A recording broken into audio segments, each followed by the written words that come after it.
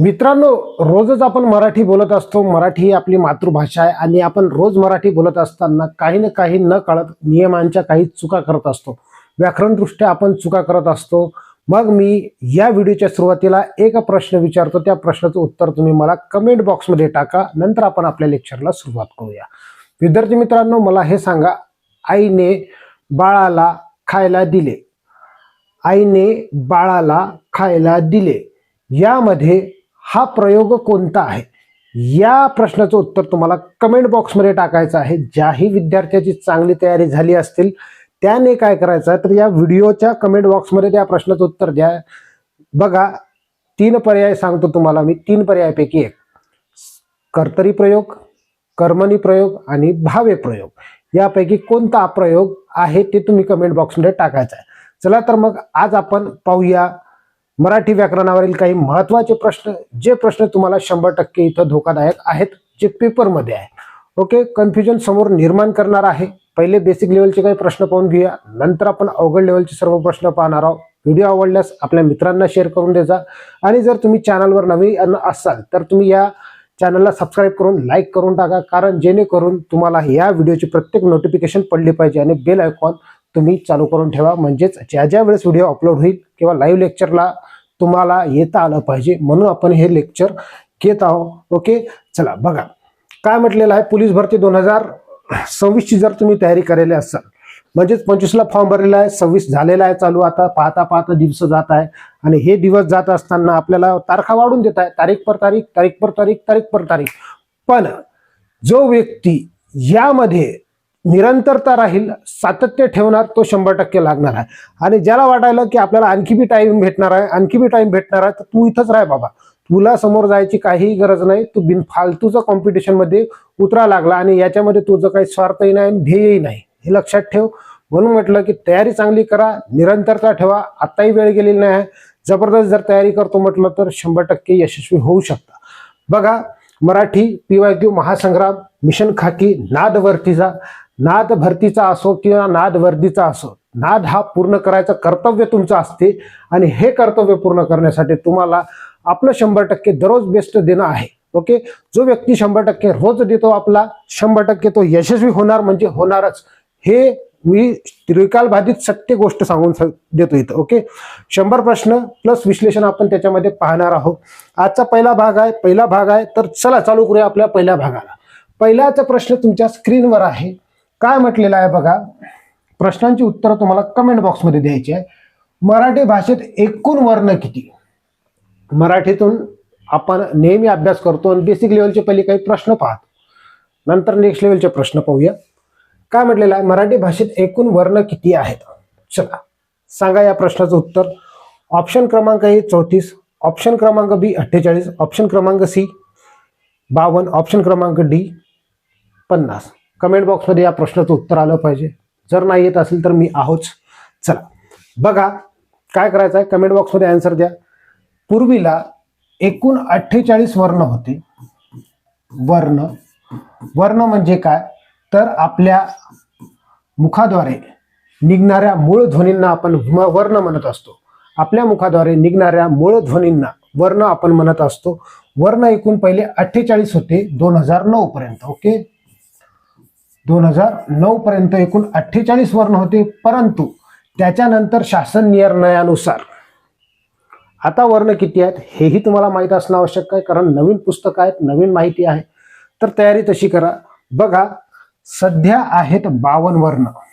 एकूण वर्ण किती आहे? 52 वर्ण आहेत.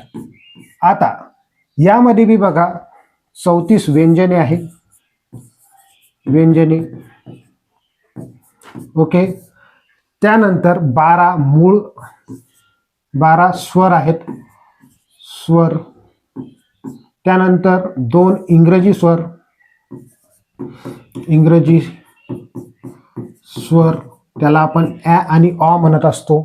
ओके, त्यानंतर संयुक्त व्यंजने. युक्त व्यंजने 2 आहेत. ओके, संयुक्त व्यंजन किती आहे? 2 आहे. तर आता बघा, त्याच्यानंतर संयुक्त व्यंजने झाले. आता राहिलेलं काय आहे याच्यामध्ये? संयुक्त व्यंजने 4, 12, 16, 16 आणि 34, 50 व्हावं लागले. आता 50 झाले तर समोरचं आहे स्वरादी. स्वरादी राहिलेला आहे, तर स्वरादी 2 आहे. स्वरादी. ओके, स्वरादी राहिलेले होते. स्वरादी 2, ज्याच्या आधी स्वर येते ते स्वरादी 2. ओके, स्वरादी हे 2 आणि हे टोटल स्वर जेवढे आहे हे. आता हे टोटल 52 वर्ण आहेत. ओके, हे लक्षात ठेवायचं आहे तुम्हाला, म्हणजे आपल्या प्रश्नाचं उत्तर आहे ऑप्शन क्रमांक सी. ओके, हे लक्षात ठेवायचं आहे. चला, तुम्हाला हे कळालं असेल तर यामध्ये बी दंत कोणते आहे, तालव्य कोणते आहे, कंठ तालव्य कोणते आहे, ओष्ठ्य कोणते आहे, दंत्योष्ठ कोणते आहे, हे तुम्हाला पेपरमध्ये विचारतात. याचीही तयारी तुम्हाला चांगल्या पद्धतीने करायची आहे. मग व्यंजने आहे तर स्पर्श व्यंजने किती आहेत? तर 25 आहे. हे लक्षात ठेवायचं आहे. स्पर्श व्यंजने त्याच्यामध्ये कठोर, मृदू आणि अनुनासिक असतात. पहिले 2 क ख हे कठोर राहतात, त्याची लाईन जी आहे ती कठोरची आहे. त्याच्यानंतर मृदू राहते, मृदू म्हणजे ग घ हे मृदू राहते, आणि अनुनासिक म्हणजे न. अशा पद्धतीनं आपण त्याला बोलत असतो. म्हणजे लहानपणी आपण क ख ग घ हे सर्व काही शिकलेलो आहोत. समोरच्या प्रश्नाकडे जाऊया. बघा प्रश्न क्रमांक 2. बघा, पहिले तुम्हाला सोपे प्रश्न वाटतील, परंतु नंतर तुमचा 100% इथं कार्यक्रम होणार. ओके, म्हणून तुम्हाला या प्रश्नाचे उत्तर द्यायचे आहे. अ, आ, इ, ई हे कोणत्या प्रकारचे वर्ण आहे? ओके, तर हे वर्ण विचारलेलं आहे कोणत्या प्रकारचे आहे? व्यंजन आहे, स्वरादी आहे, स्वर आहे, संयुक्त व्यंजन आहे. याही प्रश्नाचं उत्तर तुम्हाला कमेंट बॉक्समध्ये टाकायचं आहे. चांगले विद्यार्थी इथं गलती करतात. ओके, तर हे सर्व काय आहे? स्वर आहे. स्वर, समजलं? हे सर्व स्वर आहे. ज्याच्या अगोदर स्वर असतो, ओके, त्याला काय म्हणतो आपण? स्वर. स्वर म्हणजे काय? ज्या वर्णांचा उच्चार स्वतंत्रपणे होतो त्याला आपण काय म्हणतो? स्वर म्हणत असतो. ज्या वर्णांचा उच्चार स्वतंत्रपणे होतो त्याला स्वर म्हणतो, आणि ज्याच्या अगोदर स्वर असते त्याला स्वरादी म्हणतो. ओके, आणि ज्याला मागून साह्य स्वर देते त्याला आपण व्यंजने म्हणत असतो. हे डिटेलमध्ये आपण आपल्या लेक्चरमध्ये पाहत असतो. ओके, याच्या व्याख्या बी एका सेकंदात तुम्हाला लक्षात राहतील अशा पद्धतीने शिकवणार आहोत. या प्रश्नाचं उत्तर आहे ऑप्शन क्रमांक सी. याला जास्त काही एक्सप्लेन करायचं काम नाही, तुम्हाला सर्वांना माहित असेल. मग हा प्रश्न आहे प्रश्न क्रमांक 3. सूर्य या शब्दाचा समानार्थी शब्द कोणता? ओळखा. या शब्दाचा समानार्थी शब्द आपल्याला ओळखायचा आहे. शशांक, भास्कर, सुधाकर आणि रजनीनाथ. चला, या प्रश्नाचं उत्तरही कमेंट बॉक्समध्ये द्या, कारण याच्यावरही प्रश्न आपल्याला पाहायला मिळालेले आहेत. सूर्य या शब्दाचा समानार्थी शब्द, विरुद्धार्थी शब्द, TCS IBPS पॅटर्ननुसार तर तुम्हाला हेच प्रश्न पाठ करायचे आहेत, कारण त्याच्यावर व्याकरणावर जास्त भर नसतो, परंतु विरुद्धार्थी शब्द, समानार्थी शब्द, शुद्ध शब्द, त्याच्यानंतर म्हणी, वाक्प्रचार त्याच्यावरच जास्त त्यांचा फोकस असतो. ओके, तर सूर्य तुम्हाला माहित आहे त्याचं नाव आहे रवी, त्याला दुसरं नाव आहे भास्कर, हे लक्षात ठेवायचं आहे. बाकी जे 3 आहेत चंद्राचे नाव आहेत, हे लक्षात ठेवायचं आहे. सुधाकर, शशांक आणि रजनीनाथ हे चंद्राचे नाव आहेत, समानार्थी नाव. ओके, समोरचा प्रश्न पाहूया आपण. बघा 4थ्या क्रमांकाचा प्रश्न. घोडा या शब्दाचे स्त्रीलिंगी रूप काय? तर घोडा या शब्दाचं स्त्रीलिंगी रूप तुम्हाला जर माहिती येत असेल तर कमेंट बॉक्समध्ये टाकायचं आहे. घोडी, घोडीन, शिंगरू, टट्टू. ओके, तर काही प्राणी असे असतात की त्याचं इकारांत स्त्रीलिंगी रूप होत नाही. ओके, म्हणजे स्त्रीलिंगी रूप घोडाचं काय? घोडी म्हणजे चेंज होत नाही, तेच राहते, तर घोडी. ओके, घोडी. समजलं? काही प्राणी जसं की हत्ती, हत्तीचं स्त्रीलिंगी रूप ओके हत्तीच राहते, लक्षात ठेवा. हत्नी म्हणतो आपण कधी कधी त्याला. समोर पाहूया. बघा 5वा प्रश्न, मी तुम्हाला पहिल्यांदा विचारलेला प्रश्न परत एकदा. आईने मुलाला जेवायला दिले या वाक्यातील प्रयोग ओळखा. आईने मुलाला जेवायला दिले या वाक्यातील तुम्हाला प्रयोग ओळखायचा होता. मी तुम्हाला पहिलाच प्रश्न विचारला, तो प्रश्न इथं ॲज इट इज आहे. कर्तारी प्रयोग, त्याच्यानंतर कर्मणी प्रयोग, भावे प्रयोग आणि संकीर्ण. तर लक्ष द्या, यामध्ये तुम्हाला ओळखता आलं पाहिजे कर्ता कोणता आहे, त्याच्यानंतर कर्म. ओके, तर हे वाक्य पहिले ओळखा किती कर्माचं आहे. तर 2 कर्म आहे, द्विकर्मक वाक्य आहे. ओके, याच्यात किती कर्म आहे? 2 कर्म आहे. कोणते कोणते कर्म सांगतो मी तुम्हाला. बघा, प्रत्यक्ष कर्म, आणि अप्रत्यक्ष कर्म. अप्रत्यक्ष कर्म, प्रत्यक्ष कर्म आणि अप्रत्यक्ष कर्म याच्यात कर्त्याला आपण प्रश्न विचारतो कोणने. मग जेवायला देणारी कोण आहे, तर आई आहे. याच्यामध्ये कर्ता आहे. समजून घ्या, पहिले मी कसा ओळखायचा ते शिकवतो. आई, आई काय याच्यामध्ये कर्ता, आई आहे. ओके. मग प्रत्यक्ष कर्माला आपण कायने प्रश्न विचारतो. काय, आईने मुलाला काय दिले, जेवायला. जेवायला. ओके. काय दिले, जेवायला दिले, खायला दिले. मग हे लक्षात घ्या, प्रत्यक्ष कर्म झालं. त्याच्यानंतर अप्रत्यक्ष कर्म म्हणजे काय. अप्रत्यक्ष कर्म म्हणजे जो व्यक्तिवाचक असते त्याला आपण अप्रत्यक्ष कर्म म्हणत असतो. अप्रत्यक्ष कर्म म्हणजे काय, तर लक्षात द्या, याला आपण कोणालाने प्रश्न विचारतो. कोणाला, कोणालाने प्रश्न विचारतो. तर आईने कोणाला दिले, तर मुलाला दिले. मुलाला. हे तुम्हाला ओळखता आलं इथपर्यंत, ठीक आहे. हे तुम्हाला ओळखता येणं महत्वाचं आहे, कारण आपण ते क्रियापदामध्ये बी खूप महत्वाचं आहे आणि त्याच्यानंतर हे प्रयोगमध्ये बी खूप महत्वाचं आहे. हे ओळखता येणंच खूप महत्वाचं आहे. बऱ्याचशा जणाला हे ओळखताच येत नाही. ओके. मग आता लक्ष द्या, आईने जेवायला मुलाला दिले, हे गोष्ट आहे. आपल्याला विचारलेला आहे प्रयोग कोणता आहे, तर लक्ष द्या, ज्यावेळेस कर्माला प्रत्यय लागलेला असते आणि कर्त्याला सुद्धा प्रत्यय लागलेला असते. ओके. कर्माला प्रत्यय, लक्ष द्या, कर्ता, शॉर्टकट ट्रिक सांगतो कसं ओळखायचं. कर्ता प्लस कर्म आणि याला काय राहते, प्रत्यय. ओके. आणि लिंगानुसार बदलत नाही. लिंग बदललं तरी त्याचं क्रियापद बदलत नाही.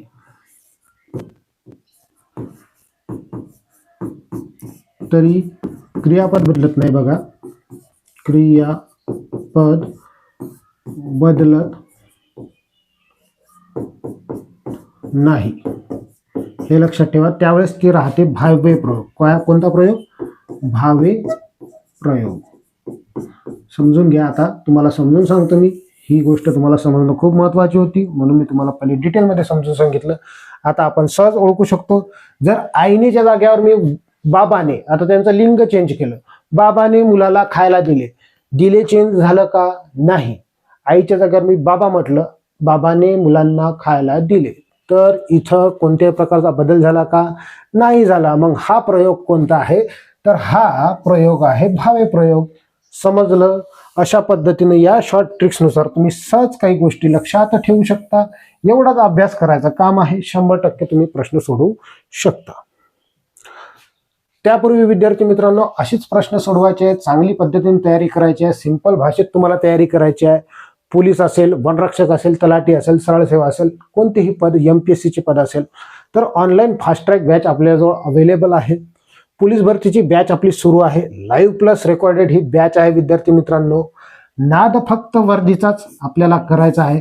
जर हे नाद तुम्हाला पूर्ण करायचा असेल तर ही बॅच फक्त तुम्हाला 499 रुपयाला मिळणार आहे. तर ही बॅच तुम्हाला घ्यायची आहे, 100% फायदेशीर राहील. कारण यामध्ये आपण खूप सारे पेपर, पोलीस भरतीचे 100 मार्काचे सराव पेपर, 100 गुणांचे सराव पेपर टाकलेले आहे आणि विथ सोल्युशन टाकलेले आहे. कशा पद्धतीने त्या प्रश्नाचं उत्तर येते, सोल्युशन, त्याच्या आजूबाजूची माहिती, चारही पर्यायाची माहिती त्याच्यामध्ये तुम्हाला दिलेली असेल. डिटेलमध्ये आपण संपूर्ण हे असे प्रश्न गुणांचे पेपर जे घेतलेले आहे ते पेपर तुम्हाला 100% फायदेशीर असतील. चालू घडामोडी सहित आहे, म्हणून म्हटलं की ही बॅच खूप इम्पॉर्टंट आहे तुमच्यासाठी. घेऊन टाका.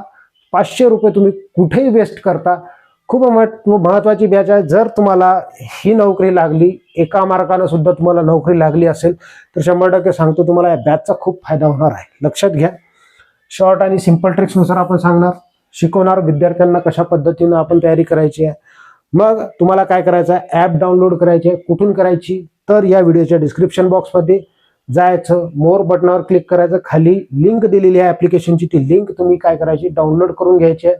किंवा मग गुगल प्ले स्टोअरवर जायचं आहे, ॲम्बिशन अकॅडमी पुसत सर्च करायचं आहे आणि पुसत सर्च केल्याच्या बाद जे आपला लोगो दिसेल ती बॅच ॲप्लिकेशन डाउनलोड करून तुम्ही ती लॉग इन करून बॅच घेऊ शकता. काही अडचण आल्यास ह्या नंबरवर संपर्क साधायचा आहे, 90 11 37 38 82. स्पेशल ऑफर सुरू आहे. या बॅचचा ऑफरचा फायदा घ्या. ओके, ओनली टुडे आहे, म्हणजे आजच्या दिवस ही ऑफर राहणार आहे. समजलं? समोर जाऊया. आता आपण 6वा प्रश्न पाहणार आहोत. बघा, विरुद्धार्थी शब्द सांगा. विधायक या शब्दाचा विरुद्धार्थी आपल्याला शब्द सांगायचा आहे. ओके, मग या शब्दाचा विरुद्धार्थी शब्द आपल्याला विचारतात. पेपरमध्ये आलेले प्रश्न आहेत, डिटेलमध्ये घेतलेले प्रश्न आपण इथं पाहूया. विधायकचा विरुद्धार्थी शब्द होतो विघातक. लक्षात ठेवायचा आहे, विघातक होतो. ओके, मग समोर जाऊया आपण. बघा, 7व्या क्रमांकाचा प्रश्न, डोळ्यावर कातडे ओढणे या वाक्प्रचाराचा अर्थ सांगा. झोप येणे, कानाडोळा करणे, डोळे मिटणे, रागावणे. चला, डोळ्यावर कातडे ओढणे. ओके, याचा अर्थ काय? तर कमेंट बॉक्समध्ये टाका तुम्हाला काय वाटते या प्रश्नाचं उत्तर. ओके, तर विद्यार्थी मित्रांनो, कानाडोळा करणे, एखाद्या गोष्टीवर दुर्लक्ष करणे त्याचा अर्थ होतो आपण डोळे झाकून घेत असतो. या गोष्टी लक्षात ठेवा. आपल्याला कोणतीही गोष्ट माहीत असेल तरी आपण काय करतो, एखाद्या वेळेस डोळे झाकून घेतो आणि साईडला निघून जातो. ओके, चला, कानाडोळा करणे त्याला म्हणतो आपण. 8वा प्रश्न तुमच्या स्क्रीनवर आहे. खालीलपैकी शुद्ध शब्द ओळखा. शुद्ध शब्द ओळखायचा आहे. आशीर्वाद आपण कसा लिहित असतो? तर आशीर्वाद कसा लिहित असतो आपण मराठीमध्ये? लक्षात घ्या, याला दुसरी विलांटी. हा खूप वेळेस प्रश्न आलेला आहे. आशीर्वाद हा प्रश्न खूप महत्वाचा आहे. आशीर्वाद असा लिहित असतो आपण दुसरी विलांटी. ओके, आशीर्वाद. ऑप्शन क्रमांक बी हे आपल्या प्रश्नाचं उत्तर आहे. बघा, विद्वान या शब्दाचे स्त्रीलिंगी रूप कोणते? विद्वानचे स्त्रीलिंगी रूप, कारण हे IMP प्रश्न खूप वेळेस आलेले पेपरमध्ये प्रश्न आहे आणि हे तुम्हाला सोडवता येणं खूप महत्वाचं आहे. विद्यार्थी मित्रांनो, हेच प्रश्न रिपीट होतील तुम्हाला 2025 किंवा 26च्या पोलीस भरतीमध्ये. तर हे प्रश्न जे आहे ना, ॲज इट इज विचारणार आहे. म्हणून म्हटलं की डिटेलमध्ये अभ्यास करून ठेवा आणि हे प्रश्न वारंवार वाचा. PYQ खूप महत्वाची गोष्ट आहे. PYQ जोपर्यंत तुम्ही सोडवत नाही तोपर्यंत तुम्हाला काही येत नाही. आणि हे जे आहे PYQचंच पॅटर्न आहे, कारण पेपरमध्ये कशा पद्धतीने आपल्याला विचारलेले प्रश्न आहेत ते सोडवायचे आहेत. तर ते प्रश्न आपण इथं घेऊन आलेलो आहोत. ओके, विद्वानचा अर्थ विरुद्धार्थी शब्द किंवा स्त्रीलिंगी स्वरूप काय होते? विदुषी होते. हे लक्षात ठेवायचं आहे. चला, हे तर सोपे प्रश्न आहे, पण कधी कधी इतके कन्फ्युजन राहते आपल्याला येते परंतु समजत नाही. ओके, बघा 10वा प्रश्न, पाहिजे, नको, नलगे हे कोणत्या प्रकारची क्रियापदे आहेत? अशा पद्धतीचा प्रश्न आहे. पाहिजे, नको, नलगे हे कोणत्या प्रकारची क्रियापदे आहे?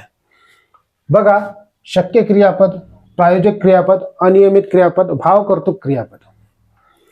तुम्हाला एकेकानं सांगतो, तोपर्यंत तुम्ही या प्रश्नाचं उत्तर कमेंट बॉक्समध्ये टाकायचं आहे. शक्य क्रियापद म्हणजे काय? शॉर्टकट सांगतो, अभ्यास होऊन जाईल.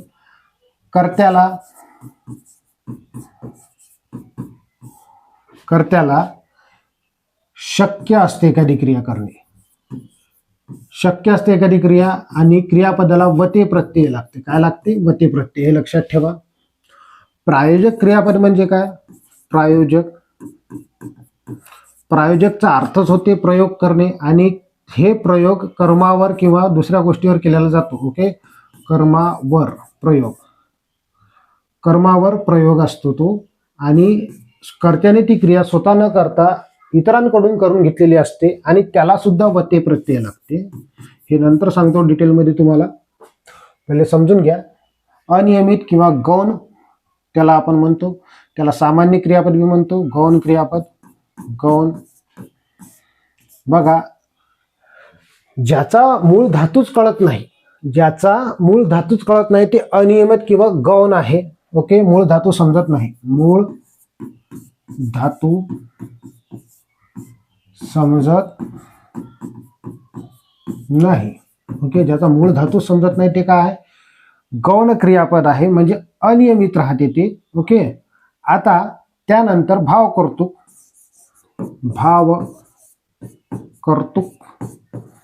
क्रियापद म्हणजेच क्रियापदात कर्ता सामावलेला असतो.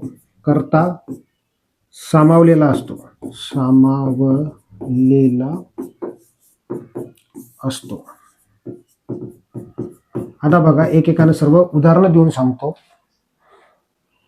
बघा, आता मला शिकवते, म्हणजे याचा अर्थ मला ही गोष्ट करणे शक्य आहे. किंवा आईला आता चालवते. आईला म्हणजे कोणाला, तर आईला. चालणारी कोण आहे, आई आहे. तर कर्त्याला काय लागलेलं राहते, कर्त्याला ती क्रिया एखादी करणे शक्य असते. ओके, कर्त्याला क्रिया करणे शक्य आता असतेच, हे लक्षात ठेवा. कर्त्याला एखादी क्रिया करणे शक्य असते आणि क्रियापदाला वते प्रत्यय लागते. ओके, त्यानंतर प्रायोजक क्रियापद म्हणजे काय, तर आई मुलाला शिकविते. ओके, आई मुलाला शिकवते. शिकवते म्हणजे काय, कर्मावर. करणारा कोण आहे, क्रिया. कर्म कर्म करत असतो. ओके नाही, कर्मावर म्हणजे कर्मावर क्रिया करा लागले एखादा करता. आणि आई मुलाला शिकवते. शिकणारा कोण आहे, मग मुलगा आहे. ओके, म्हणून याला क्रियापदाला वते हा प्रत्यय लागते. अनियमित आणि गौण, त्याला मूळ धातू समजतच नाही. कोणता मूळ धातू, पाहिजे मध्ये मूळ धातू कोणता आहे माहित आहे का तुम्हाला, नाही माहित. नको मध्ये कोणता मूळ धातू आहे माहित आहे का तुम्हाला, नाही माहित. नलगे म्हणजे कोणता मूळ धातू आहे माहित आहे का, नाही माहित. मग अशा वेळेस हे जे आहे हे कोणत्या मूळ धातूचं आपल्याला कळत नाही. मूळ धातू म्हणजे मूळ शब्द, जसं की देणारा, दे हा मूळ शब्द आहे की नाही. देणारा, देतात, दिले असे शब्द आहे आणि त्याला मूळ धातू राहते. परंतु इथं मूळ धातू समजायला नाही. म्हणजे या प्रश्नाचं उत्तर काय आहे आपलं, तर अनियमित किंवा गौण क्रियापद. त्याच्यानंतर भाव कर्तृक क्रियापद. क्रियापदात कर्ता सामावलेला असतो. म्हणजे कसं, तर आज गावाला जाताना सांजावले. सांजावले म्हणजे काय, काय सांजावले, तर दिवस सांजावले. सांजावलेमध्ये काय अटकून आहे, तर दिवस हा कर्ता अटकून आहे. कोण सांजावलं, तर दिवस सांजावलं. ओके, हे डिटेलमध्ये शिकण्यासाठी विद्यार्थी मित्रांनो 100% सांगतो, एकदम असं फ्रीमध्ये तुम्हाला तिथं शिकायला भेटल. म्हणजे तुम्हाला कधी मराठी शिकलो हे समजणारच नाही, इतक्या जबरदस्त पद्धतीने तुम्हाला मराठी शिकायला मिळणार आहे. ओके, समोरचा प्रश्न बघा. 11वा प्रश्न, मराठी भाषेचे शिवाजी कोणाला म्हणतात. तर या प्रश्नाचं उत्तर तुम्हाला कमेंट बॉक्समध्ये टाकायचं आहे. मराठी भाषेत शिवाजी, मराठी भाषेचे Panini. Okay, Dadoba Pandurang Tarkhadkar Panini. Okay, Marathi Jackson कोणाला म्हणतो, जॅक्सन. मराठी भाषेचे जॅक्सन, मराठी भाषेचे पाणिनी. पाणिनी म्हणतो दादोबा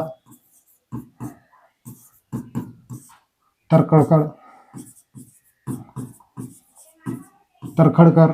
त्याच्यानंतर जॅक्सन म्हणतो आपण कृष्णशास्त्री चिपळूणकर.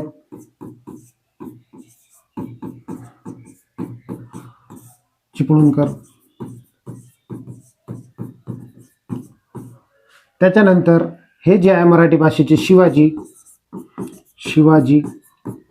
तर या प्रश्नाचं उत्तर ऑप्शन क्रमांक बी. ओके, हे लक्षात ठेवा. यांना दर्पणकार म्हणतो, दर्पणकार.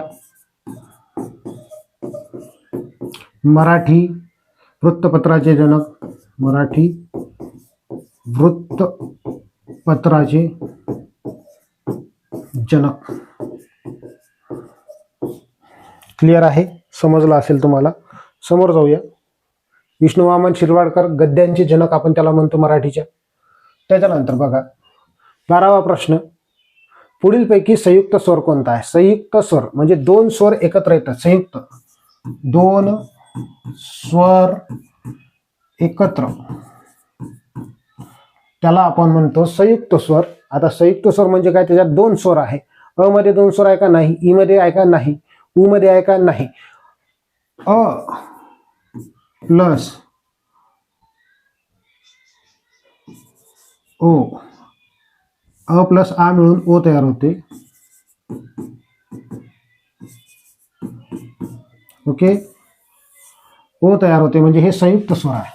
समजलं, क्लिअर आहे. समोरचा प्रश्न बघा. 13वा प्रश्न, घर या शब्दाचे सामान्य रूप कोणते होईल. घर सामान्य रूप म्हणजे काय, लक्ष द्या. बघा, मूळ शब्द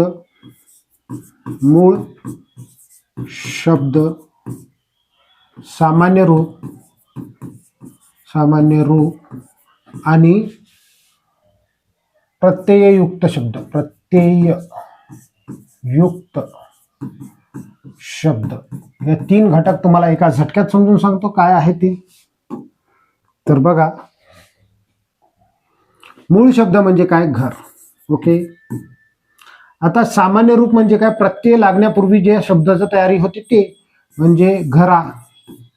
ओके. आणि जर मी म्हटलं घराला, घराला, ला हा प्रत्यय लागला.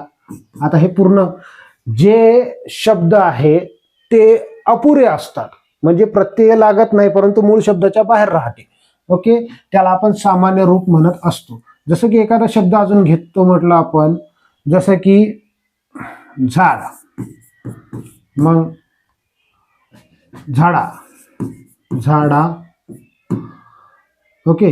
आणि झाडांचा, झाडांचा. समजलं? झाडांचा, हे लक्षात ठेवा. क्लिअर आहे? अशा पद्धतीने शब्द तयार होतात, अपुरे राहतात, त्याला प्रत्यय लागलेले नसते, त्याला सामान्य रूप म्हणतो. मग याच्यात घरात काय आहे, घरा. घरा हा काय आहे, सामान्य रूप आहे. या प्रश्नाचं उत्तर आहे घरा. ओके. समजलं असेल तुम्हाला. समोरचा प्रश्न 14वा प्रश्न काय म्हटलेला आहे बघा, तोंड या शब्दाचे समानार्थी शब्द कोणते. समानार्थी शब्द, विरुद्धार्थी शब्द हे जास्त त्याच्यावरच भर आहे विद्यार्थी मित्रांनो, तर ते लक्षात ठेवायचे आहे. तोंड, तोंड म्हणजे होते वदन, वदन. तोंड म्हणजे होते वदन. ऑप्शन क्रमांक सी.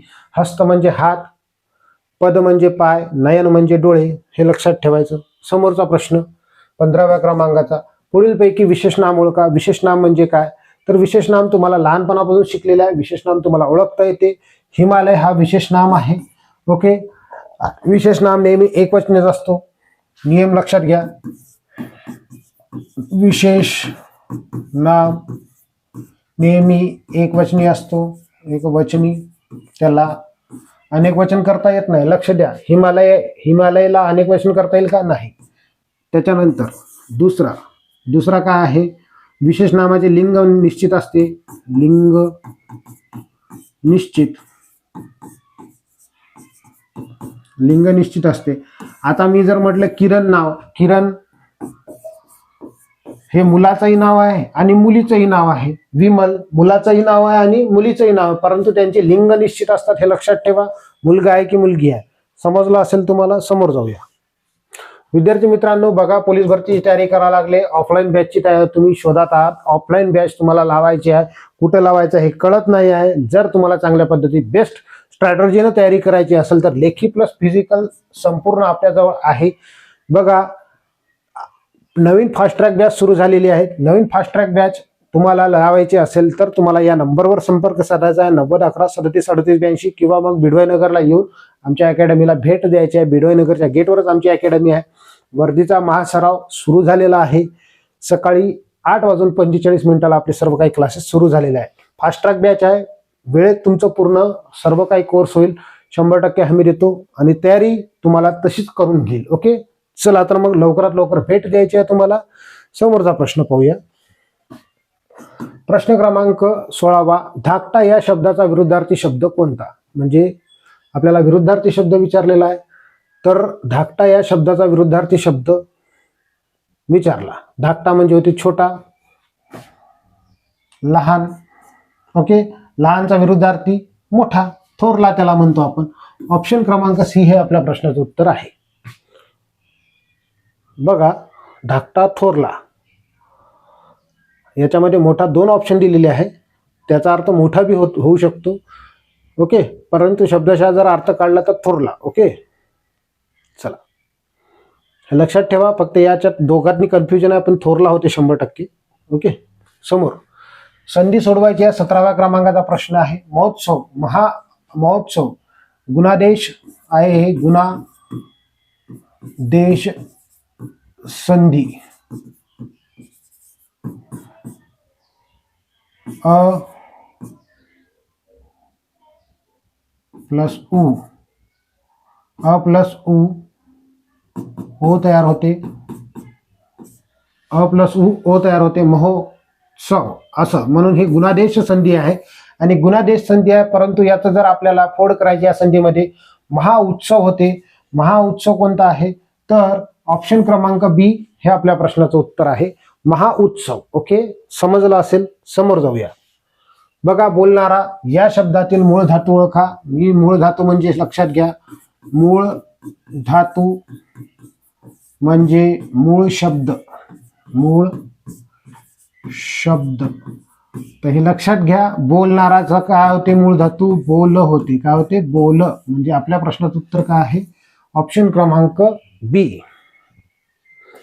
त्यानंतर 19वा प्रश्न, वातावरण या शब्दातून एकूण किती अक्षरे आहेत? म्हणजे या वातावरण शब्दात किती अक्षरे आहेत? तर किती अक्षर आहे? ऑलरेडी इथं दिसत लागले 5 अक्षर आहे. ऑप्शन क्रमांक बी हे आपल्या प्रश्नाचं उत्तर आहे. बघा, कवी या शब्दाचे अनेक वचन काय होईल? बघा, कवी इकारांत ज्यावेळेस असेल, ओके, इकारांतचं आपल्याला अनेक वचन करायचं असेल तर त्याचा अनेक वचन होत नाही. जनरली होतच नाही, हे लक्षात ठेवा. म्हणजे याचा अनेक वचन काय होईल? कवीच राहील. काय राहील? कवीच राहील. समजलं? तर अनेक वचन होत नाही, कविते होत नाही, कविता होत नाही, कव्या होत नाही, हे लक्षात ठेवा. जनरल गोष्ट आहे, कवीच होते. ओके. समोरचा प्रश्न बघा, 21वा प्रश्न, चपळ या शब्दाच्या विरुद्धार्थी शब्द सांगा. चपळ म्हणजे विरुद्धार्थी शब्द आपल्याला ओळखायचा आहे. मंद होते, सुस्त होते. ओके, याच्यात 2 ऑप्शन आहे. चपळ, परंतु याचा अर्थ काय आहे? मंद. चपळचा विरुद्धार्थी मंद. ओके. मी पुस्तक वाचले या वाक्याचा काळ ओळखायचा आहे आपल्याला. मी पुस्तक वाचले म्हणजे एखादी क्रिया नुकतीच झालेली आहे हे दाखवण्यासाठी आपण काय वापरत असतो?